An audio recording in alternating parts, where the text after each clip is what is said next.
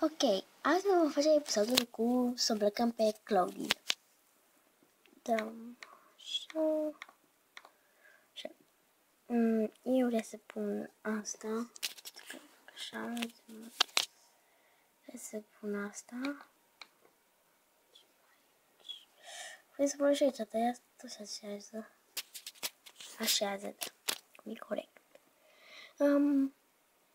Vreau să scriu și să mi se pare mie. Mi s-a părut. Facem...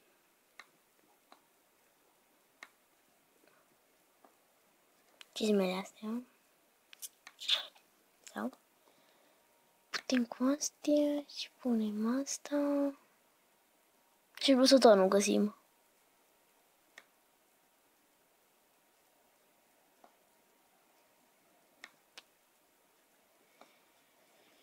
Hei! Cam așa am îmbrăcat eu pe Claudine de Halloween. N-are nimic, căci mai căutăm și cu alte personaje de Monster High.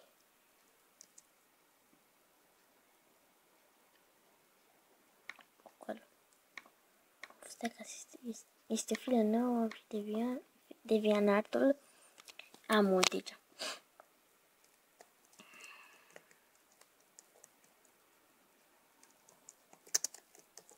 Pe Draculaura.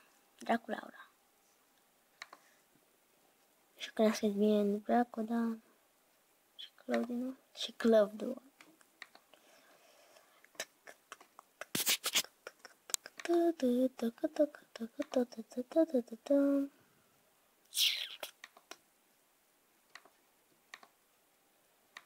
Bine, îmi găsesc acum. Uitați aici. Vai, ce și-o bătrân joc cu asta, ne simțiți.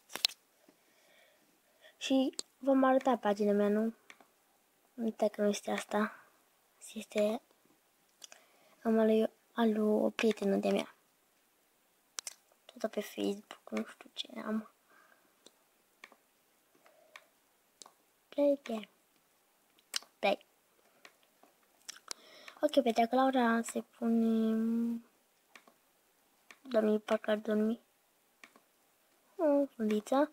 Părul. Să fie așa. Așa. Lasă așa. Să vedem care sunt. Să alegi una. Asta. Să alegem. Asta.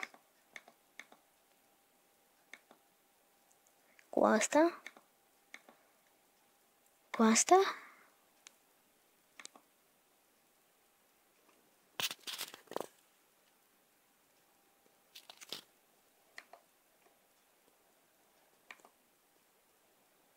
Va, și șemur, și șemur, așa mă zice.